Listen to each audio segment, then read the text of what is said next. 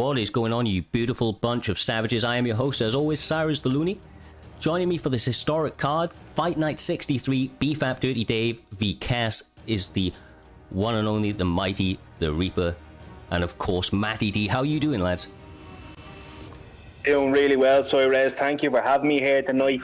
I know it's a big night for prime time. You know, we've got the main event, as you were saying, BFAP DirtyDave facing off against the undefeated Cass. Matty, how are you feeling about tonight? Can't wait for this stacked night of fights. In the main event, obviously, we've got that main event of, you know, the veteran. He's been around forever, Dirty Dave, he has. BFAP, they've been around forever. All of them incredibly experienced, know exactly what they're doing in all areas of the fight game. But you've got the young up-and-comer in Kaz here with the Conor McGregor pick. You've got to think that he's going to be looking to put on a showcase tonight, Looney. Yeah, man, his striking has been fantastic all the way through. He showed some really, really good anti-grappling along the way, and I think that's needed, right? Dirty Dave has also been showing developments to his game, kind of aligned him to somebody like an Usman, who early on in his career really was heavily invested into the grappling, and it's won him championships in the past. Now, recently, there, Reaper, he's been striking a lot as well. He's been getting active finishes, getting those extra points, and it earned him the interim championship last time out. Obviously, he's putting that on the line here this evening up against Cass, and has an opportunity now to really start to put a run together and, you know, kind of maybe change the perspective of a lot of people that he is just a grappler. Yeah, it's one of those things. It was a strange week last week, right? You know, we had Trixie unfortunately fall out of the co-main, and Dirty Dave stepped up to take on Caliber and won that championship. And Dave, for the most part, is a wrestler, right? He's a wrestler at heart. That's his bread and butter. That's where he strives, to get you down, to hold you down and make you frustrated. Now, he has been striking a lot more, right? And he's shown really good developments in his striking. Yeah. But the thing about it is, you're going up against an undefeated Cass. He's an animal in the striking department. He is, like, you know, we've said it a lot, and there's a lot of elite strikers, but Cass is very good at making you play his game, Matty, right? Yeah, he is. And the thing is, when you fight Dirty Dave, though, is you can't just be focused on defending his grappling, because then it opens you up on the feet and you get done with it. You need to be so confident in your own grappling that you feel comfortable that you can strike him on the feet, you can light him up, and when he decides to shoot, you need to have the security to know that on instinct you can react to anything that he does. Because if you don't, you're not going to throw as much on the feet. He's going to tear your legs apart. Because Dave has one of the best leg kicking games in UFC 4 at the minute, and that's where he takes your power away. If he takes your power away, it's easier for him to get the takedowns as well off the leg kicks, and then he starts winning the exchanges when you try to pressure him. It's a really hard game to play, and he's one of the harder people to beat, especially considering he's always on his A game, Looney. Yeah, he truly is. Tactician doesn't really fully encapsulate kind of what he brings to the table, but honestly, that is a main event that stands out for sure on this Friday fight night. As you look down the card, of course, absolute killer's row, top to bottom. There is one adjustment from the graphic over here, Reaper, which is that Rio up against Theo J is no longer scheduled for this evening. That fight has unfortunately had to be scrapped, but we do actually have, coming into this very first fight, two guys that we've seen around the scene quite a bit. ICB Lepo up against Hasboys. Hasboys a little bit less active this season. Lepo is always tremendously active, but of course being the veterans they are, seeing the kind of full array of what's available to people in this mixed martial arts game allows them to kind of dictate where the fight goes more often than not. The fact that they can both do that, I feel, makes for a very, very interesting matchup between the two. I don't know quite which way this is going to, you know, kind of trade out. I wouldn't say either of them favor the feet or the ground. They're just mixed martial artists. Yeah, you know, these two guys definitely have a way with how they fight. Lepo obviously is... He's pretty much a maniac, right? Lepo doesn't really have a plan. He doesn't have a strategy. He has one way, and that's to fight. As boys, we have not seen a lot of him, so he's kind of still like an unknown guy, right? So going into this fight, you have Lepo, who is 5-5, and then you have Hasboys, who's unranked, but Lepo is ranked 35th. So, Matty, this is a big jump for Hasboys and a very big opportunity. It is, and it's especially a big opportunity because everybody knows who ICB Lepo is. He's been around in the community for God knows how long, way longer than myself, and he's always been in that middle level. He's always been that solid competitor, that gatekeeper per se. He's always got pretty much an even record, it seems to be, every season. Like he'll have 9-9 or 10-9 or something like that. Every single season, you'll see that exact same consistency. And that consistency, if you can get past Lepo, it proves you're the real deal. Yeah, for sure.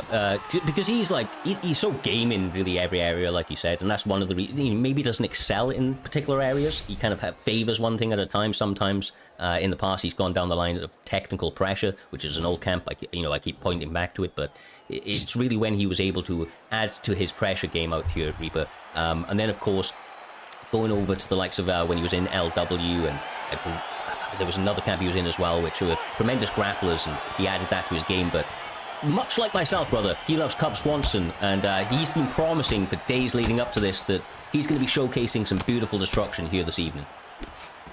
And Lepo did claim that he was going to get a wheel kick KO round 2 as well, so I know Lepo's one of those lads that plays with his opponents, right? Every night, from the moment the card is announced to fight night, I hope everyone has a good night's sleep, except my opponent, Matty, right? That's his mind game. Every single and it works, in fairness. He pisses people off, so it works, Matty, like. Yeah, it does. And he likes to play the mind games, but right now, you're seeing early on Lepo, although he's got the disadvantageous pick, in my opinion, in the Cub Swanson, he's working that body well, and that seems to be his approach early in this fight, Looney. Just take away the body, and then you can start ripping them apart later in the second and third rounds. For sure, brother, for sure. I mean, Cub Swanson, as somebody that plays him a lot, he is a glass cannon, 100% Reaper. He's really good going forward. He's really good if you're the one being first, if you're the hammer in that situation, but not so good at being the nail. And the problem is that Hasboy's here is starting to land some clean boxing combinations, which Lepo isn't going to be able to survive too many of. As you can see, his head health already starting to blink. Yeah, and Lepo needs to get the head movement and get on the bike very quickly, because right now Hasboys is pressuring with Dustin Poirier. Albeit it is a featherweight Dustin Poirier, Matty, he still has that power, right? As long as Dustin Poirier is standing, he has power to knock you out. And you're seeing really good adjustments even this early in the fight from Hasboys right now. Earlier on he was struggling to get through into the pocket, but right now he's tearing up the block of Lepo, and fuck's sake, commentary curse, as Lepo gets a beautiful knockdown. Yeah. Bro, like I say, Cub Swanson, when he's going first, and that's what he was able to do in that situation, is get the combination off first, and he's going to continue to try and pepper his opponent. I really, really like to see him switching stance like he did just then. It set up so much more for him on the feet here, Reaper, not only with the boxing combinations, but of course that power kick, the roundhouse through the body is right there as well. Yeah, and against the featherweight Dustin Poirier, that's going to take that stamina away, especially because he's in southpaw and he's in orthodox. He's leading that. He has that rear leg going right into the side of the body now, albeit it's not the liver, Matty, right? But it's still going to hurt longer the spike goes. Well, yeah, because it hits more of the body. It just makes it's a thing. If you're able to kick the body with your rear leg in opposite stances, it just amplifies that body damage, especially if you get them after they've come in with a big combination. They might whiff. You go jab, rear body kick to the opposite stance. It always works perfectly. But now you see Hasboy's targeting his body now. So it's a good adjustment that Hasboy's is trying to make here. I don't know whether he's making the right decision with it, though, because it seems like he was having more success when he was targeting the block earlier, Cyrus. Yeah, definitely he has obliterated that thing. But as you can see, Cub Swanson, ICB Lepo trying to fish out some head movement pulls and the like to set up some of the counters you were talking about a moment ago. It's a really, really close match, this one, Reaper. I know that Lepo got the knockdown, but for a large section of that fight, Dustin was landing some clean combinations of his own, and as we saw, his block was gone, bro. His block was gone, so I don't know how long that is, going to be able to stand the test of time, so to speak. Yeah, this first round has been great for both men, right? Hasboys, toward the later part of that round, really got some good combinations off, started to kind of figure out Lepo. He realised that he had the kick to the liver, so that's always good against the featherweight in Cub Swanson. He's a bit on the older side, so that body can take less damage. But for Lepo now, he knows he has to go forward, because if he goes forward, he's having so much success. But Matty, the one thing he can't do is overthrow, just like he just did there, because if he overthrows against a power of Dustin Poirier, it's still dangerous. I mean, I think he was doing the right thing, to be completely honest with you, and Hasboy should have been looking at time when coming in, but instead he's just trying to look away. I think the person who wins this fight, because they're both having so much success going forward, the person who wins the fight is the first one who's going to make the adjustment of let's time them when they're coming in Because right now, it's relatively 50-50 when it's each other going forward and just giving each other time. Like there, when he's going for that, overhand, he should be looking to slip and do an uppercut or something like that. But for sure, brother. They are having some issues with obviously getting that head off the center line right now, especially with the peppering sort of shots that they're choosing. You know, the jab is really setting up everything on both sides of the equation. Both guys are really just kind of boxing out here, Reaper, and having a lot of success, bro. The head health is obliterated from Hasboys right now, and this cartwheel might be coming in a moment, I'm telling you, bro. Levels turning bang bang, Jesus Christ. Lepo's been studying with the B3 boys, Matty, because the way he's block breaking now is to perfection. He's using his hooks at the right time, catching the head movement, and Hasboys has no choice but to move back. And Hasboys is just pivoting for his life. He's not trying to like time him coming in. He's not trying to beat him in the exchange like he should be doing with Dustin Poirier.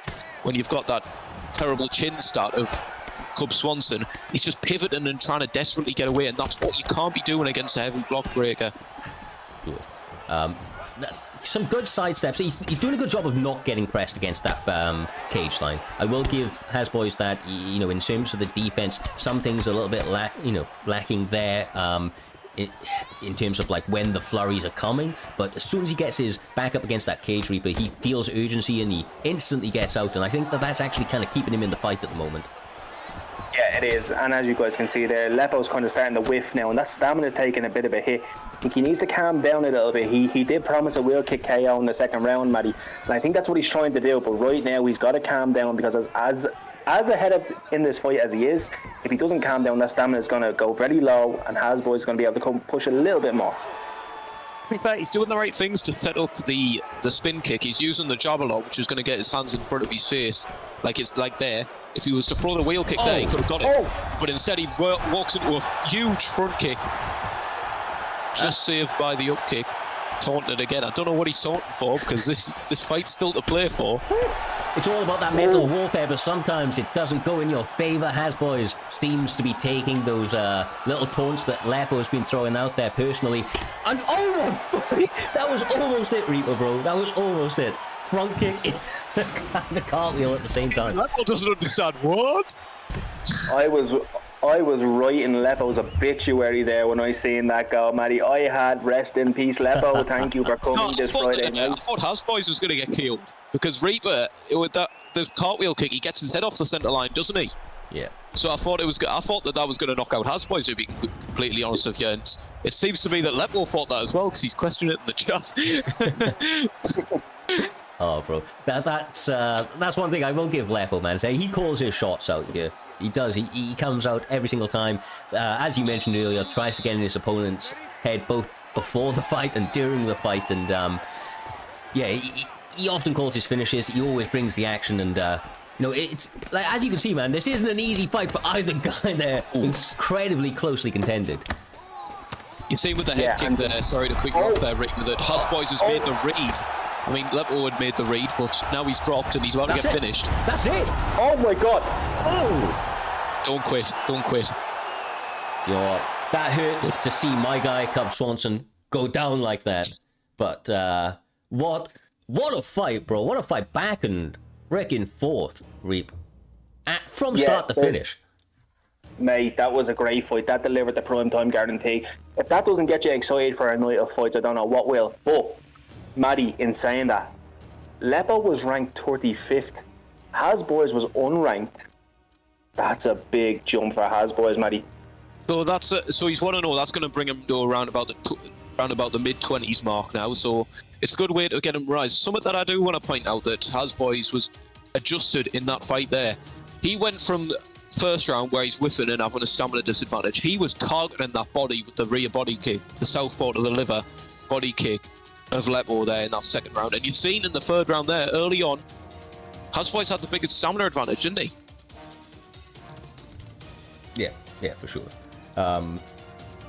You're absolutely right. And when it comes down to it, right, Maddie, we speak a lot in the past about momentum, but being able to offset that momentum like he was able to in that fight, because it's so closely contended, it's easy to get drawn into a dogfight. But as you mentioned kind of a number of times through that fight, he was able to kind of take that step back, make the adjustments that he needed to, and it got him the finish in, a fight that could have easily gone the other way. Yeah, of course, and if I was Houseboys, I would go back and have a look at some of the defense which he had early in them first and second rounds, but at the end of the day, he was able to get the job done against somebody like Lepo, which is a big step forward for him, but I would like to see him go back and work on some of them things before he's able to fight at the top level, Reaper. Yeah, both men look good. And Lepo has been a pillar in prime time for as long as I've been here. He's always been here. And he gets into these kind of wars that he doesn't need to be in, Soirez, right? Because if he had played that fight the way he was playing it in round 1, right? That's Lepo's fight true and true. But, I do agree with Maddie in a way. I think Hasboys needs to build up a little bit more experience before he gets to that top level. Yeah. No, I would agree with that entirely. I would agree with that. But then again, that is kind of exactly where he is at right now, right? He went from unranked, so to get a W like that over a veteran, I think is, big positives in themselves. I'm sure there's lessons to be learned, advancements to be made, but definitely showing all of the makings of a very dangerous fighter going forward. Talking of dangerous fighters, I'm going to chuck this one actually to you over here, Matty D, because I know that you are aware of these guys and what they bring to the table. Pigeon is back to the primetime octagon. He is currently 1-0 up against ICB Jon Snow, who is a man that is running 1-1 right now. I believe he's coming off his first loss and obviously looking to answer back with a big victory here this evening. Yeah, Pigeon was a formidable competitor back in the day. I remember back when I first came on the primetime scene, he was someone I used to play with quite a lot, and he was always that very underrated guy. He always had that solid striking skill set. Maybe not the grappling. I don't know much if Jon Snow's going to be looking to take him down at all, but Pigeon's got hands and he's got kicks and he's able to mix it up really well, and I'm looking forward to seeing the return of Amir Reaper. Yeah, two Xbox guys again going into this fight. You have Pigeon, who's ranked 29th, Jon Snow at the minute, who's ranked 50. So it's still a big jump for Jon Snow, right? He is coming off a loss. So Pigeon is 1-0. So Looney, you have to kind of think in a way is, who needs this win more? Because surely you don't want to lose your own, right? You never want to be defeated. 100%. Jon Snow does not want to go negative, so it's going to be a good fight here. Yeah, 100%. Look, Jon Snow was exactly where Pigeon was last time out, and knows what it's like to taste that defeat. He doesn't want to do it again. I actually saw him after the last stream last Saturday. He was actually out there putting on a stream of him, of his own, running some rounds and trying to get some adjustments in his game. I could see the things he was working on. I sat there for a little while, kind of saw what he was bringing to the table. I was, kind of mildly impressed, with kind of the adjustments he was trying to make in those fights, and it was very, very visible. As you can see, both guys, Matty, are strikers predominantly, and I mean, especially in the case of Pigeon Scout, his boxing, especially back in the day, was as clean as ever, and he came back with that performance in his first win, and he looked sensational with the hands. My question is, though, when he's fighting somebody who's obviously been around the block, is his style going to be a little bit outdated? Or is it going to be a case of he's kind of moved on with the times? Well, right now, early on in this fight, he is ripping the head health of Jon Snow apart right now. Using them slip hooks, using them inside combinations, and he's ripping them to shreds right now, Reaper. Yeah, Pigeon's doing a great job of catching him coming in with those leg kicks.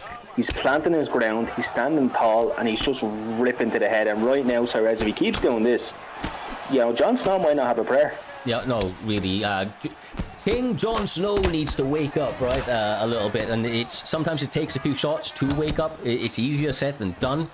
One thing that me and Matty D have seen in the past from Pigeon is his killer instinct. The guy does know how to finish fights. He lives and dies by the swords. If it doesn't go his way, it might not go his way very, very nicely at all, Reaper, but when he starts a fight like this especially, he doesn't often throw them, and you really need to step up kind of where you're at in this fight. Make him feel your will, just to try and slow him down before that train and that momentum takes him to the finish. I mean, you don't have to see him do something like that, for example. His confidence is oozing right now. It's understandable, though, with his confidence early on in this fight, because look at the head health difference. I'm only 2.5 minutes in. He's been ripping him apart, and he thought, you know what, I've beat you up on the feet. Let's go to the ground and see if I can beat you up here as well. And right now, it's only taken him about 30 seconds to get him mounted, which is not a good sign if you're Jon Snow here, Reaper. Oh, Yeah, wow. look at that. Look, Pigeon with the nuts. And Matty, you were saying you might have thought that his gameplay might have been outdated. It looks updated, if that, or even better than what today are bringing. Because right now he's using Henan Burrell the way you're not even supposed to use him. You're not even supposed to wrestle with Henan Burrell. You're meant to just beat up your opponent on the feet, Looney. And he's a demon at the minute. He is, man. He is a pigeon that is evolving into a bald eagle. Like, this guy is becoming an absolute predator in the cage. You can see it. Like, we've never really seen him do things like this on the ground in the past. And I mean, he's holding this really, really well, and he's being active with it, Matt. He's landing some brutal ground and pound, working the block, chipping away at that head health. It's been a dominant first round so far. My question is, when Pigeon stopped competing for a while, did he just go off and start training in solitary up in the mountains right now? Because that kind of seems what its case. Even back when I used to sing the praise of Pigeon, he was never this good. He wasn't this good, and this is somebody who's a solid competitor in ICB Snow right here, but right now, he's looking dominant, Draper. Yeah, you know when Rocky goes to the mountains to train for Ivan Drago, Yeah. and he's just alone for months on end. This is what I'm getting right now from Pigeon's Wrestling. Yeah, for sure, brother. There was leaked footage of him actually going into the back of a supermarket and punching up some hanging meat, but obviously he is not content with the work that he was able to do going into this. He looks to capitalize on it, Matty, as he gets a knockdown. Is that brother? Oh, beautiful. Not much else to say. Beautiful. Yeah, I mean, as flawless as a win can get. Commiserations, Jon Snow. Tough go-to on the bounce like that. Wasn't really able to get started here this evening, Reaper, but the story of this fight was Pigeon is here, and he is here in a big way, bro. He is here in a big way. Yeah, you feel for Jon Snow coming off a loss and now another loss, but Jesus Christ, Matty. I've seen Pigeon maybe once or twice, right, and he was kind of up and down in his fights. There was nothing but control there. When I was doing the matchmaking earlier this week, I read on Pigeon signed up, let me fight live, and clearly he was planning this showcase. He knew what he was capable of, and he knew that he was going to absolutely slaughter somebody, which he just did there with Pure Snow. What a performance, and Pigeon's for real. He's back, and I want to see him fight some good people and see how good he really is. For sure, bro. Like, his confidence was never an issue with Pigeon. That is one thing that we can say about him. He was never lacking in confidence. He just had some holes in his game. Always a good striker. Wasn't too good at stopping the takedown. Wasn't too good at that top control. But as we saw in that fight, he has elevated his game in terms of the grappling side of things as well. Made it look easy. Basically, like I said, pitched a 100% game out there. Reaper got the finish and got in a very, very nice way. From what I hear, brother, the next fight, we're having some subtle issues, a little bit of minor issues, I should say, with that fight going ahead as planned right now. So what we will be doing is moving on to the next one, which is the featured fight of this evening. It is actually the one and only Matty D is stepping out of the commentary booth into the cage, our Paul Felder of this evening, if you will, and he's going to be taking on a very, very dangerous opponent in Pabst. And I believe, Matty, you said this is your competitive retirement for the moment, at least. Yeah, for the moment it is. I've hit a bit of a roadblock. I don't really want to be competing. I haven't really been feeling the competitive edge recently. It's been a lot of pressure, and I don't know, I want to take a step back from it. And I know this is also Pabs' retirement fight before he goes on to do competitive COD, so let's just have fun with it. Let's enjoy it. It's prime time. Let's put on a show. I'll see you in a bit. Go, wishes luck. Good luck, brother. Good luck. Two veterans here, Matty, Reaper, who like I said, they've seen it all. It's a perfect matchup between these two guys. I feel like they always bring the action. They're always looking to put on a show. And people like Matty right now, people like Pabst, they're doing a lot behind the scene, of course, as well, to help Primetime run all smoothly and efficiently. And that's going to play a part and parcel of it as well. So Matty D will still be prevalent in the community, as will Pabst, but they're going to be looking to go out with a bang here this evening, I would imagine, brother. Yeah, absolutely. And they are both staff in primetime. They both do a great deal for primetime. So shout out to those two for taking on the workload that they do. And they do a great job, Suarez, right there. They're two of the nicest men in the community. You might say some people have opinions about this guy. I've had dealings with these two men behind the scenes, and they're two very hard workers. They are great blokes, but it's very sad to think that they're both retiring for the time being, because Matty ranked 27 and Paz ranked 34. You're not even that far away from getting to the top 15. Yeah, 100%, brother, 100%. They've always been fantastic competitors. That has never been something in question, and they've always been really entertaining fighters at that as well, Reaper. I mean, they bring it, striking-wise especially, each and every fucking time. I remember the days where I'd be fighting, like hearing about Matty D, or I'd be in a party as he was cornering somebody for a fight, and he would get mad if his team, or if he got, gets taken down or shoots a takedown. He was like, no grappling here, I'm hands only, bro. And that's the great thing about Matty, right? Because he employs that into his fights in prime time as well. He doesn't believe in the wrestling. I feel like if someone took Matty down in real life in a fight, you'd still say the same thing, Suarez, right? Yeah, for sure. 100%, bro, 100%. Oh, man. The picks here, Reaper, what do you make of this? This is Giga v, obviously, Yair. Two sensational strikers, and as you can see, the way that they're utilizing their strikes and the switch stances, I feel it's a high-level chess battle we're seeing ahead of. Yeah, this is going to be one of those fights where you have it's almost like a ninja kickboxing fight, right? Because these two men are two of probably the most trickiest men in featherweight right now. You have Yair Rodriguez, who is one of those flashy guys, but can also remain very technical and very disciplined. Giga Chikadze is quite the same. He's a no-nonsense powerhouse who just needs to sort out his gas tank. Yeah, for sure. You said that name with so much confidence and accuracy that I am more than impressed, brother. I could never do that, but Giga, as you can see right now, taking the center of the cage, landing some good combinations on the way in, but I have to say, Pabst is countering really well. He's being active in his defensive, defensive decisions, and doing a good job of kind of staying proactive on that back foot. Yeah, Pabs is one of those guys that just knows how to play the game. He does so well off the back foot that he almost fights like, this is such a big comparison, and people are probably going to go, what are you talking about? But he reminds me of Floyd Mayweather when he's fighting on the back foot. He's so defensively sound, and then when he's coming forward, he's making his shots count. He doesn't waste stamina. He never puts himself in uncomfortable situations.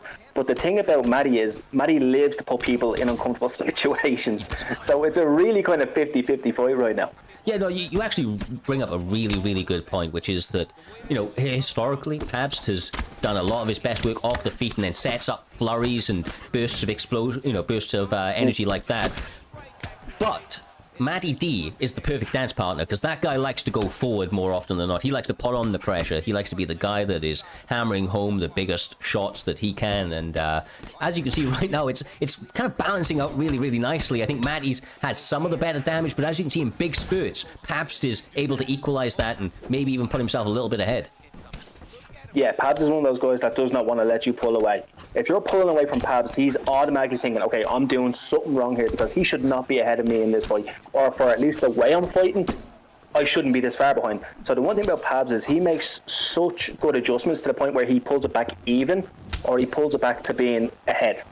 Yeah, and as you can see now, I mean, that you think that Matty, being the more active fighter in this round, would have got more damage off, but it actually seems that there is a slim lead to Yair. Now, that may not win him the round necessarily, because, the statistics all around, I think Matty may have outlanded him just a little bit, but it was an incredibly close one. And honestly, if my money, if I had to bet, bro, I'd bet the house that this ain't going to a decision.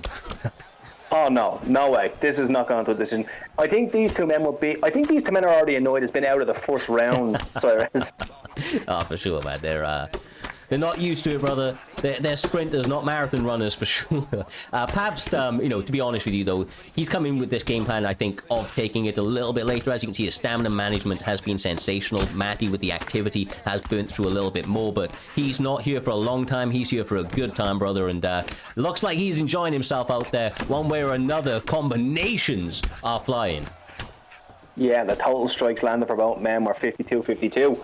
So that's crazy to think how much Matty's output has been and how much he's actually landed. It didn't look like it was 52-52. No, it's very true. nice. It's like fake pressure that Pabst is using, in and out movements, setting up some, shots to be thrown into mid-air. But then every time it happens, you can see it like pisses Matty off a little bit, and he's like, okay, I'm gonna land everything, and he walks forward and he just connects with, basically everything he wants at will. Yeah, Matty is like a sniper. Oh, beautiful. Matty D is unloading right now, so he's using the beautiful switch kick to the body. He's going down low, he's pressuring Pabs really hard, but right now Pabs is playing off that back foot again, and he's bringing him into that false sense of security. Yeah, so as you saw with the front kick there, he is dangerous. His shot selection is on point, which is why in a meta that is predominantly, forward pressure, why he's able to do so good working off his back foot. But he is eating too many shots here from Matty D. The block is destroyed. The killer instinct taking over for Matty as he continues to hammer home shots. A lock for a finish, but he gets caught, bro. Overextended. Oh, he sits him down with a lead hook, another lead hook. Triple hooks, he sits him down. My God. Oh my God. In a moment, bro. In a moment. Yair Rodriguez passed. Showing up. Showing out. Matty D not going to be too happy about that. I'm sure we'll hear in a moment, brother. But what a fight between these two guys. You knew it was going to be, an all-action fight from start to finish. We actually had people in the chat a little bit earlier on kind of hailing this fight as the people's main event. It was the one that everybody knew was going to deliver kind of like the, Dustin Poirier, Chandler sort of vibes to it. And, I mean, they delivered, bro. They delivered. They more than delivered. And I'm willing to bet my house that the first thing that Matty D is going to say in here is a swear word when he comes back, right? I put me out. You'd be wrong, That's how You'd be wrong. You'd be wrong. Damn it, he was... No, it happens, 4 stars, they're not really my thing. Giga, I don't know, last minute pick. I'm not going to sit here and make excuses. Pabs is one hell of a fucking striker, and I was having fun. We were enjoying that. He was great at my block. He was doing well on my body, and it was doing me stamina. Well done to him, and I guess that was a good way to go out.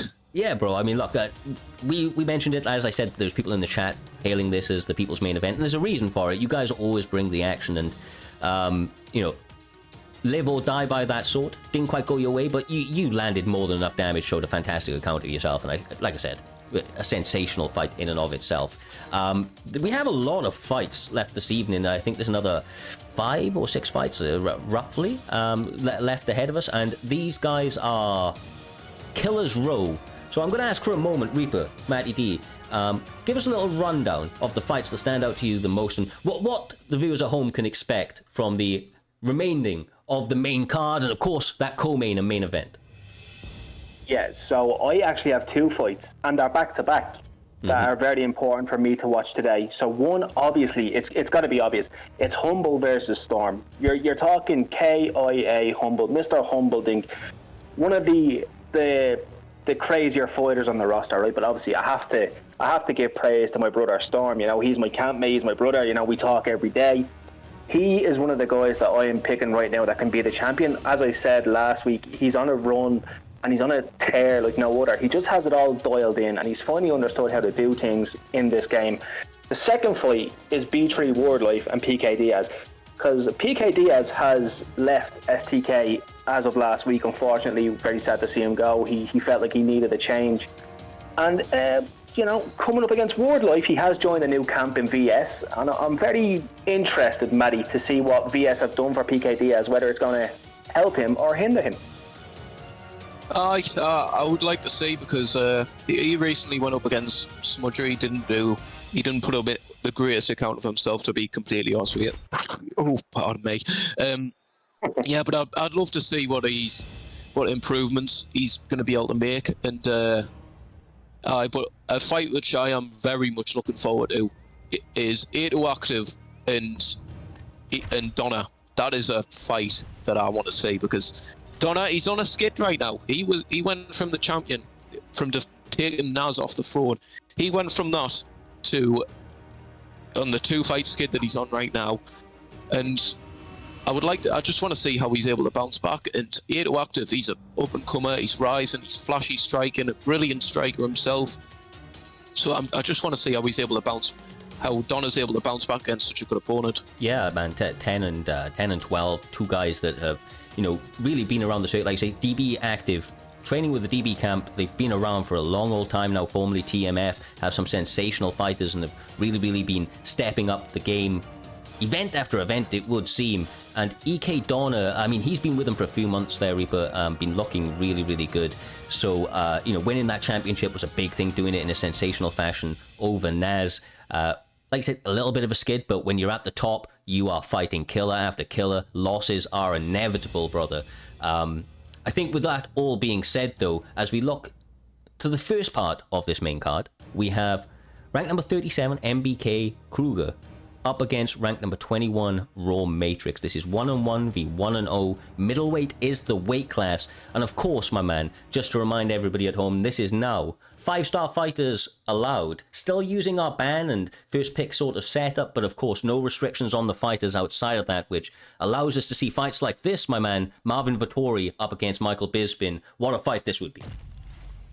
Yeah, and I've actually used both of these men, and I can honestly say that Marvin Vettori is better, in my opinion. Okay. Bisping is great. He is great for going the distance. He's great for being a 5-star pick. He's a great kickboxer, man. Don't get me wrong. I love Michael Bisping just as much as the next person. But in terms of in-game, you put Michael Bisping on his back, yeah? Is he getting up against Marvin Vettori? I don't think so. I don't think with UFC 4 that you can really say that about stats. It all depends on how good the grappler themselves is. But it does impact the striking an awful lot. And in my opinion, Vettori has the hands. Vettori's someone who I've been using a lot recently. And he's a brilliant fighter. The boxing and even the kicks of Vettori, I just love the way that he's able to set them up. And I think the pick is really good against a Michael Bisping. Yeah, quite honestly, right, I feel like Marvin is a throwback to the old school whilst being the new school version of it. He is a brawler's, a brawler. He is pure mental toughness and, happy to go into those deep waters. He wants to be tested. But the problem is, Michael Bisping is a sensational striker, has already landed some combinations and got the first stun of this fight a minute or so in.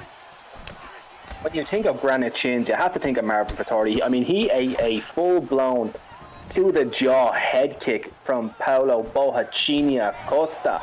You know what I mean, Matty? Like, come on, like, that's granite. I do, but let's not take away from the fact that Raw Matrix right now is just walking forward into the face of Kruger and just melting him right now.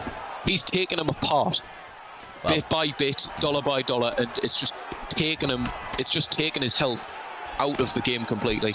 Yeah, man, I mean, sometimes the best defense is a good offense, and Michael Bisping, I know he has a resting heartbeat of like, what was it, 3 or some shit, I don't know, but it is craziness, the levels that this guy can go to in terms of his cardio, Reaper, and it's really what has, allowed him to excel as a fighter. He was maybe never the most athletic in other regards, but his willingness to engage, much like Marvin Vettori, and push himself to that victory is something that's beautiful to behold and quite honestly, inspiring really on the work ethic that they bring to the table. Yeah, Michael Bisping is best known for being a 5-round fighter. He just has that cardio. I think Michael Bisping could fight 15 rounds and not even breathe heavy. He's like Tony Ferguson. He just has that ability. But when you're using Michael Bisping in a 3-round fight, right, that really, Matty, that gives you freedom to do whatever you want, flashy whatever you want, because I think his cardio is in like the high 90s, especially 5-star. Yeah, but you are saying that right now. Let's not bellyache about stats too much. Marvin Vettori has got the stamina advantage now, and although the head health is in favour of Bisping right now. Y'all want to see a dead body? There is one right fucking there. Marvin Vettori in the blink of an eye. Reaper, he just may have given us the first Octagon death. May, I don't even know what to say. I honestly don't. Why did he throw that? That is so not like Matrix. Like, that's not Matrix's style. I don't know why he done that, but Jesus Christ, if you could get a better punch, Matty, he might as well be doing the Tito grave digging celebration. Call funeral services, please. Oh, goddamn. Call grave diggers. There is a dead body in the Octagon. Bro, rest in peace. And that dead body belongs to Raw Matrix, as Kruger just has a horrible start, gets absolutely pieced up, ducks a head kick, and he's just dead. Yeah. Just gone. I may be being a little bit, dramatic here, but that might be the first thing that he did all fight. Like, quite genuinely, Raw Matrix was looking fucking crazy, as he always does, man. This is like, we shouldn't have been surprised that was the way that he started the fight. He's a sensational fighter. He likes to pour on the pace, as we've spoken about fights in the past, Reaper, but you zig when you should zag, you throw the wrong shot at the wrong time, and that's the beauty of mixed martial arts. In the blink of an eye, the entire course of history has changed. That's out of character. I'll go on record and say that now. That's very out of character for Matrix. I've seen Matrix fight many a fights. He has never once committed to a head kick like that, Matty. That was out of character. I don't know what the story was there. Maybe he was in a rush. Maybe he was getting bored. Maybe he thought he could see an opening for a head kick. But I'll say now, Kruger took full advantage of that, stepped into range and uncorked the biggest left hand since Conor McGregor versus Eddie Alvarez. I mean, I don't understand why people go for shit like that when they have such a significant advantage in a fight. He had no need to commit to something like that, yet he threw it out there, and he paid the price, and I hope he never pays that price again. I mean, look, man, I can't say I've never been there, because I most certainly have, but yeah, it's a tough pill to swallow when that happens, for sure. So respect to both fighters. Raw Matrix, lots of positives to be taken from that fight, but tonight was not your night. Obviously, the story, all about Kruger, the MBK boys, able to bounce back from adversity, and it sets us up perfectly for another fight that many are claiming as like the people's main event between two sensational fighters out here, Reaper. PK Diaz, heralded as the best Brazilian player to touch UFC gaming titles, up against the one and only B3 Word Life. I mean, what a fight this is going to be, my man. I'm really kind of almost lost for words. I've been highly anticipating it from the get-go. I expect big things. Yeah, this is a very, very serious fight for both men. B3 Word Life, who was 1-0, undefeated this season. PK Diaz 2-2. So this is ranked 20 going against ranked 23rd. There's a lot on the line, Matty, right here. I know that PK Diaz likes to use his pressure style kickboxing, and with Word Life, it's in the name, right? He's B3. He likes to break your block. He's a bully in there, and we're going to see right now, Matty, if he can bully PK Diaz. I've heard a lot about this Word Life fella, and this is going to be my first opportunity to watch him and watch him live, as I am. So I'm looking forward to seeing what this kid is about, because I've heard many good things, and with the B3 name, you know that you're going to get something exciting, especially against a guy like Diaz. Yeah, look, both guys, and we know what Diaz brings to the table. This guy's a finisher, and that's putting it lightly. Killer instinct, on top, just absolutely laser focus and killer instinct in this guy. But as you mentioned, Matty, the hype behind Word Life is it's a lot, man. It's a lot. I've heard a lot of things about this guy. There's been whispers about him for a little while now, and I expect that traditional bang bang style, but with some adaptions. From what I hear, he's able to do it off that front foot and the back foot, Reap. Yeah, he is. He's very well diverse. I've seen Word Life fight many a times. He's one of the guys that in the PlayStation division, he's very. You're very able to look up to Word Life and say, okay, that's the style that will win me championships. That's the style that will win me fights, Matty. And you're seeing it right now. He's making PK Diaz come forward, throw shots, hit the block, it's whatever. It's Max Holloway. He knows that the second PK Diaz misses, he is going to uncork a combination from hell. Right there. Immediately right the body. I'm loving what I'm seeing out of Word Life so far. He's just so calm and collected right now. And this is what I'm like. He gets caught with a nice overhand there from PK Diaz. Yeah, PK Diaz dangerous to the very end, but Word Life definitely showing different looks and looking like he is definitely a man to be respected in that cage. His striking seems to be concise, seems to be calculated, and very, very accurate. But as you see, Diaz mixes in. He's a bit unpredictable out here, Reaper, and it can sometimes walk you into shots that you were really not expecting, and we know that that's the one that hurts you the most, the one you don't see coming. Yeah, and the thing about Diaz is he won't go for the finish. He'll taunt. That's his whole thing. He will taunt just to piss you off, to rock you again, to taunt you again, Matty. PK Diaz, he's not happy unless he's slapping someone in the face. Yep, it seems to be that way. But right now you're seeing momentum pick up for Word Life as he's just breaking through that block of PK Diaz right now. Almost, quite honestly, would like to see a switch of stance out of Diaz at this stage, but not everybody's comfortable fighting from both stances. I do feel like when it's available to you out here, Reaper, it's something, you know, like with a fighter like Max Holloway that has a really high switch stance as well. I think it's something that can really, really offset your opponent's rhythm, and as we're seeing, Word Life is becoming more and more settled in this fight, and seemingly increasing his accuracy, if that's even possible. Oh! Yeah, accuracy is on style right here tonight, Cyrez. You know, as you were saying there, it may be worth PK Diaz, you know, hitting a little bit of a switch stance, because, you know, I've seen it a lot more recently in prime time. A lot of more people are using the switch stances to their advantage, you know, because like, it gives people other looks, Matty, right? You're switching up an entire stance, like, Catches it. Good rock there. Yeah. Yeah, as you were saying, like I was doing it in my fight there. I switched it up and I was able to get my momentum back, and I was able to start winning for a little bit because of it.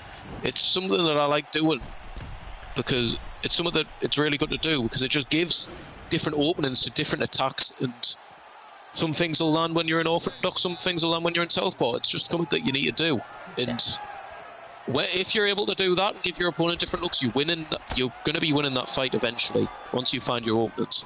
Yeah, if you keep them in a poor state of anticipation, their brain is working in overdrive and can often cause a lapse in judgment. But with that being said, as we saw statistically, an incredibly even fight here, Reaper, with Word Life getting the slight advantage in terms of significant and total strikes, but by a narrow margin. He does get the rock early, though, brother! Word Life is pushing forward. It's a very big rock. It's a big rock. And look, it makes PK Diaz shoot for a takedown. That is not PK Diaz's game, Matty. He does not shoot for takedowns. He's a Diaz fighter. He likes to stay in the feet, trade with you. So if Word Life has him shooting, there's something going on there, Cyrez, right? The mentality might be going. Oh, nice straight down the pocket. But he lands that straight absolute pistol of a shot. That straight down the pipe is working every single time. He's got 2 massive shots off because of it. It's what's chaining his stuff. It's not the jab. It's that straight that's setting everything up. He set up body hooks with it. He set up hooks to the head with it. He's got a rock off it. Everything's working off that straight down the pipe for Diaz right now. He needs to keep on going with it until he starts making some adjustments. 100%. Word Life is quite clearly a man that is present in this situation, though. You know, a lot of people, when they throw certain shots and they end up in the wrong stance, it takes them a couple of seconds to adjust to it. Word Life is so dialed in. He is in pure flow state, I feel like, at the moment. And, you know, very, very calm as he gets the pull off. Uppercut. Oh my God. Body hooks gets the drop. I thought that was going to be it there. I don't know how he was able to get the up kick. It probably should be you know, PK Diaz may have just got a gift sent from heaven, Cyrez, because he just landed a 4-piece to the body using the prime 2015 version of Conor McGregor. He should be dead. He should be pissing blood.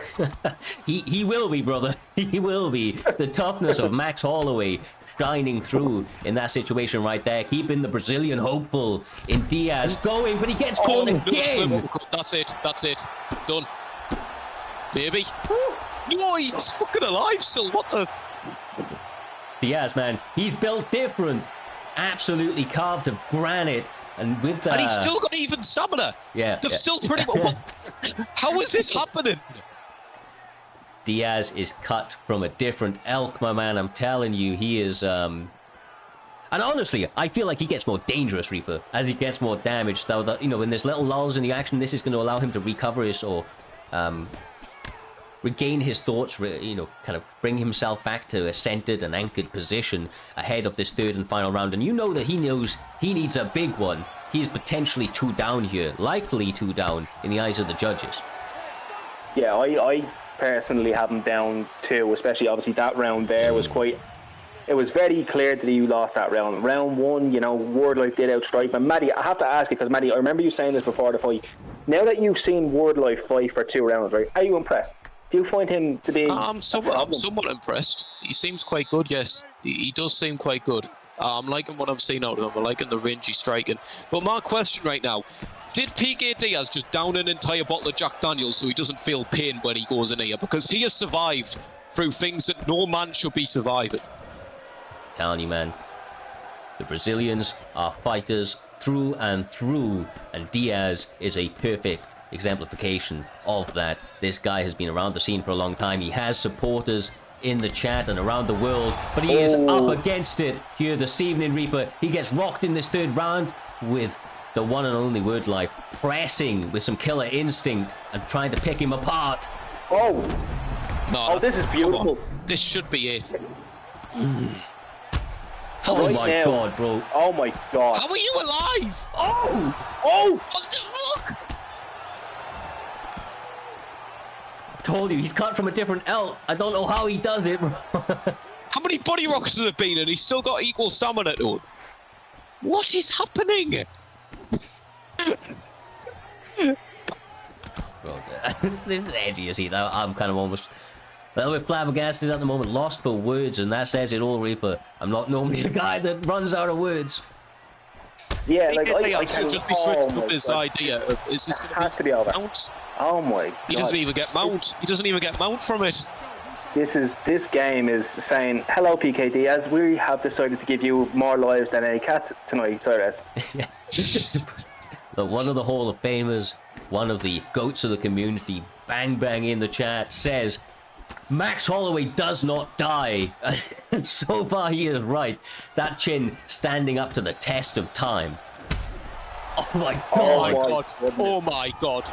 No. No way. No way. Is it possible? Woo! Gets Oh. reversed. Look at that stamina deficit. Look at that stamina deficit now sitting in top mount. He is going to uncork bombs. Or not, Matty. I know you're gonna like this, Reaper, but PK Diaz is like Michael Myers right now. He's getting put down over and over again, but nothing is stopping him just getting up over and over again until he's dead. Matty, you know damn well that if we were to bring up Michael Myers, we'd be sitting here for the next 4 hours possibly talking about that man. But yes, you are right. He's getting sequel after sequel here, Cyrus. He is, bro. He is, my god, it is otherworldly. One of these guys is going to be sent to the land of wind and whispers in short effect. There is no way that these guys survive the next 30 seconds. I don't care, bro. Please, I want to see this go the distance. Just let it go. Oh my god! Oh my Let god. it go. I honestly thought Word Life was about to get knocked out. Yes, he's I going ain't to make gonna it lie. a decision. Get in. They're making it the decision. Get in, man. Aye. Oh god! My god! Hats off. What a fight, man. Wow. What a Incredible. strap. How Bro. McGregor doesn't even look too confident. I think we did get a flash ahead. He's obviously got the decision, but like, Yeah. it's still a case of like, he's banged up. He doesn't know where he is really. But we did get a flash, of course. Word Life definitely getting the victory in that one after quite honestly, what started out as a hard-fought fight. 29-28. Yeah, this is what I was confused about you saying earlier. I think you forget that PK Diaz got a rock in that first round. They both did, probably brother. won the round for him. They both did. They both did. Yeah. Where, if PK Diaz But, is listening, could you please show round one stats? I hope he is. I know that they did. We can pull it up afterwards, if not. But I'm 90% certain he did. He did. Yeah, he did. Really. Yeah, I thought as much. Like I said, it was just slightly different. But you know that when there's like 2 or 3 punches in it, that doesn't always sway the judges. It's about some of like. Oh, there we are. Round 2, round 3. He's not going to go to it, but that's okay. We'll move on with our lives because it happened, bro. It happened. But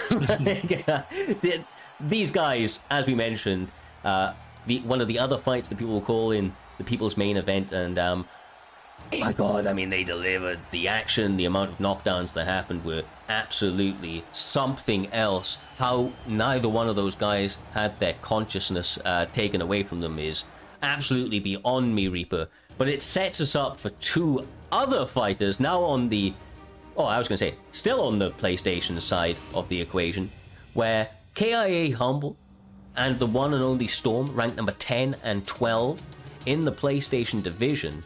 They're going to be throwing down for all the marbles here this evening. They get to project themselves nicely into that top 10 and put themselves maybe even only 1 or 2 fights away from a title shot. And you know as well as I do, if not better, my man, that these guys in particular are action fighters, to say the fucking least. Yeah, these two, I fought these two live on primetime. I have fought these men in spars. Humble is a guy who can frustrate you to no end. He just knows how to play. Humble's one of those guys that will frustrate you and then he probably laugh at you on comms later. He's one of those guys, like he taunts you that much. But Storm, recently for me, Matty, at least, he's very much so a dark horse. He has, I don't even know what I can say. Like after last week when I called it before, he got the first round armbar, and I knew it was going to happen. I'm expecting something similar. Not going to say what it is. All I know is that he's using Colby Covington. So win or lose, he wins for me tonight, Matty. Yeah, I mean, he's always been that kind of underdog, hasn't he? Nobody really expects much of him. I don't. Just quickly adjusting the audio settings. I appreciate it. It was deadly silent. I appreciate it, but I would understand if when you're about to go into the fight that you're a little bit more locked in. But we appreciate that. But Humble's he's a veteran of the prime time, and he's always putting on this exciting fight. And the Colby and Usman, let's hope it lives up to one of the real life fights. No, for sure. Stops the first takedown. That's obviously almost to be expected, although Colby is a fantastic wrestler. The takedown defense from the one and only Usman is something else. He is a striker, a grappler of all grappler. His wrestling is truly next level, and that's one of the things about these guys. They can counter each other out in that way, and that's why we saw their fights play out on the feet, Reaper, and lead to such entertaining engagements. Yeah, these two men are so evenly matched. The only thing that separates them really, Matty, is the power. It's the power from Usman that separates them, but Colby is one of those guys that eats that power. Usman knocked him down twice and didn't put him unconscious, and he's put everybody else unconscious. So what does that tell you? Yeah, it does tell you that he's got a good chin. You are a little bit up his arse, I'm not going to lie, Reaper, but... And it's going to be that way for the next 3 rounds, Matty. It's going to be that way for the next 3 rounds. Oh, God, kill me. Well, he's getting the takedown here. Oh, I thought he was going to get side control off that. Never mind. But it's a relatively even fight so far. I would give the edge to Storm right now, just pushing forward. Putting on that little bit pressure, getting that head health a little bit lower. I'm going to guess of Usman. Now that, although we can't see it, it seems like he's getting through his block a little bit more. But Humble's putting on some good pressure now, and he's using them straight shots down the pipe awfully well here, Luna. Yeah, and honestly, Humble is an old head like myself, and he's utilizing things, Reaper, that are so subtle, like stutter steps, as Storm is trying to press forward with straight shots. It's actually setting up some really nice counters to the body right now, and if he's able to continue to time them, could really be one of the biggest changing factors of this fight. Yeah, it really can, and Storm is one of those guys that also makes those reads. As you guys can see there, Storm goes for the ankle pick. Matty, that's just to take him down and make Humble reset. That's just to make Humble think, okay, I've gotten too comfortable on the feet and now I can be taken down. But right now Humble's doing a great job with those looping shots and those leading hooks there, Cyrus. Yeah, for sure. As you mentioned, those trips where he gets him on the mat, even if he doesn't manage to follow it up, it just still off-puts his opponent. Humble! Bro, his head health was gone.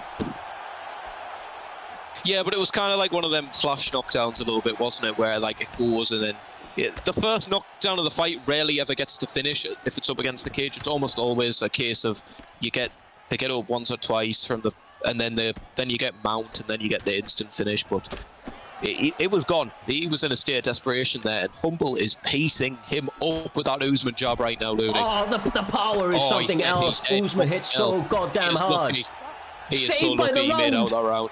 Oh. Saved by the round, saved by the bell, Reaper, is what I meant. God damn, those shots were so concussive. Got me a little rattled over here. Mate, I don't know if you saw, but I covered my eyes, I covered my ears. I'm having a nightmare right now watching this. I love Humble.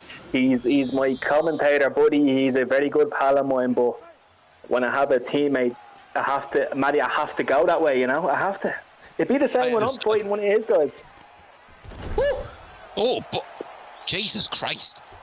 How did he get that takedown so quick? That was lovely. I don't know if he was off the center line, leaning in a certain way, or like so that can sometimes happen early in the kick animation if your opponent's going for a kick as well. Either way, they just put him in a fucking crazy position this early on in the round, Reaper. Oh my God. I'm sure you're going to be more than happy to see your teammate executing and getting to a point that he obviously feels most comfortable. Go on, Reaper, get your fanboy out. Mate, don't tempt me, alright? I'm trying to be unbiased, but if you're going to make me do it, I'll do it, Matty, alright? Don't dare me, don't dare. Do you double dare me, Matty? Don't dare me, Matty. Matty, if he double dares me, oh, Matty, you're going to see. No, but let's be real. Look, I'm sorry, he's balling him on the ground right here. Yeah, this is what Storm does. This is when Storm decides that he's had enough on the feet. And Storm realises where he has an edge sometimes in this fight, Matty, right? Storm realises, okay, the striker was 50-50 for the most part, until I nearly became concussed twice. So I'm going to take him down and see what that looks like. And right now, he's done a fantastic job, you know. He's just wearing him out, and Humble is going to be frustrated, because I know Humble does not want to be on the ground, even with Usman. For sure. He wants to utilise that power that we saw at the end of the first round, or the midsection onwards of that first round. It has really been a tale of two halves. On the feet, we saw Humble have his way for a large section of the last round, and with such an early takedown, and quite obviously the wrestling pedigree that Storm brings to the table, he is giving Humble all he can handle and more, as he once again bloodies up that face and gets the crucifix, Maddie. Humble is rushing to his feet far too much. If he's just able to settle on the ground a little bit, build his grapple advantage, get the half guard, then move his way into full guard, he would have so much more success and probably get up an awful lot quicker. But right now, he's just every single time, get up, get up, get up, sprawl, get up, sprawl. And it's just not going to work against someone the level of grappler of Storm. And you're seeing the difference here between somebody who knows how to who knows simple grappling and an elite level grappler right now, and Storm is just mauling him right here, Reaper. You must be happy. Mate, I'm over the moon. I feel bad for Humble. As we said, it's hard to, you know, Looney, you know, you understand, right? He's in my camp. I have to favour him, but Humble's a friend. He's a pal. But what do I do, like? No, for sure. Look, let the best man win, but we are seeing that. It's only going to go one way, whether you support them or not. Of course, those guys are the only ones that can be in the cage. And right now, Storm is absolutely stepping his game up to some goddamn adversity out here in that first round, Matty D. That second round is going to be frustrating for Humble, and he's going to make sure that it doesn't affect him mentally and the approach that he brings to this third and final round, because this is where it all, you know, lays. This is where it matters the most. 0 significant strikes, and I can bet you any second, in the first 15 seconds of this round, you are going to see Storm shoot another takedown. He already did. He shot one there, but he got hit stunned in it.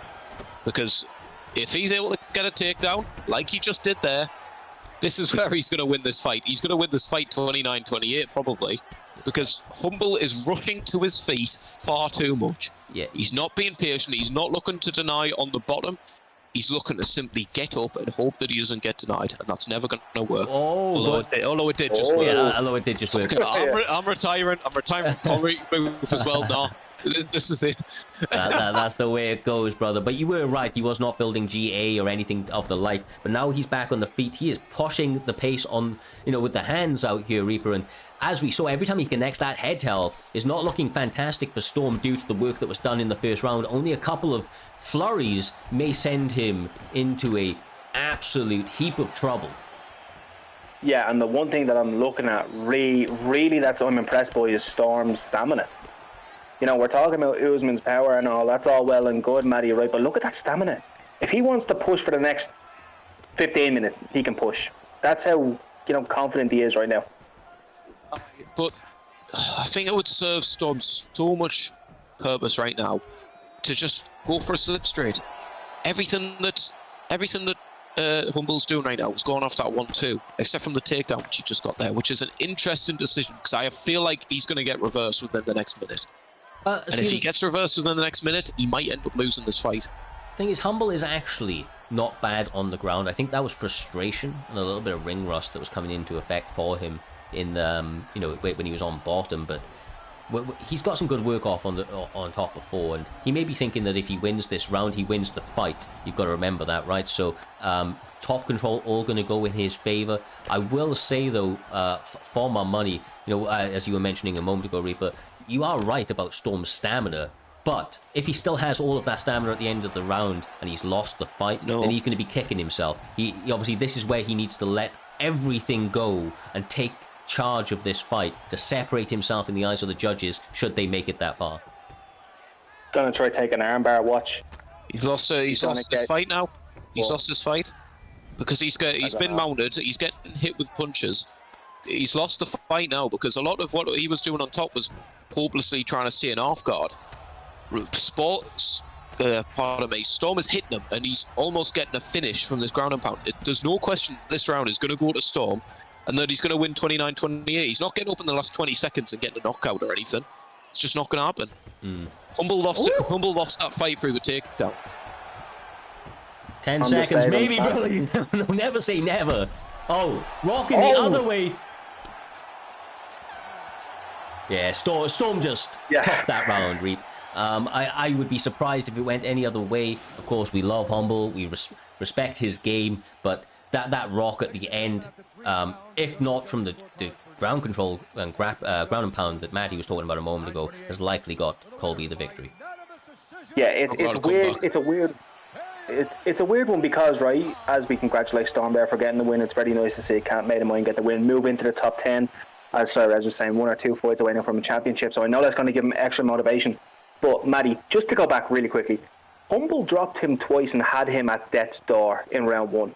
Yep. Storm made the adjustment to take him down and, for the better part of the second round, keep him down for at least 4 minutes. And then in round 3, rocks him, gets him down, gets reversed, then takes back his full amount and just lands bombs until Humble gets up with, 10 seconds left? It was a really entertaining fight. Humble could have won that fight. Really could have won that fight if his takedown defense was a bit better. Yeah, he could have, and he was defending takedowns well in the third round. There, it's just I think the question you've got the question of why he shot that takedown in the third round is what cost him the fight, in my opinion. If he had stayed on the feet without trying to get up and desperately trying to get it back at the end and get rocked, he could have potentially got that fight, but. It was a questionable decision. He took a risk and it didn't pay off for him. Respect for him for taking that risk and respect for him for putting on a really good fight. But we move on to an absolute banger. My personal second favourite fight of the card. A2 Active representing DB. Donna representing EK. Let's get this show on.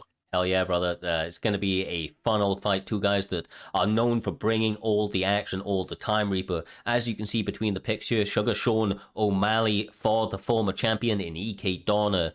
And DB Active coming through with TJ motherfucking Dillashaw. And this is EPO'd.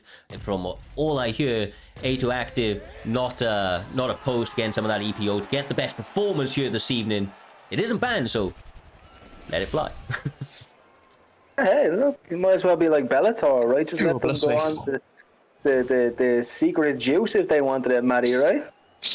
Aye, well, we all know that TJ likes a little bit of the juice, but what I am liking for my friend Adam, A2 Active right here, is this. I'm going to be biased in this fight, just like you were in the last one, to be completely honest with you.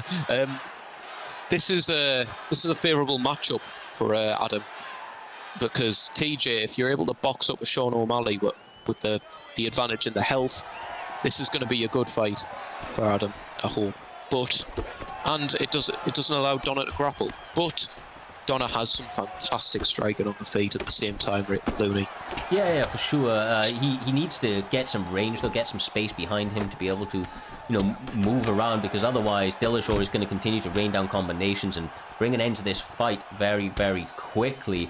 Utilizing some rangy shot and fighting like the taller fighter is what Donna is essentially going to need here. But this is a crazy pace for DB Actives early on, Reaper. He's absolutely swarming Donna.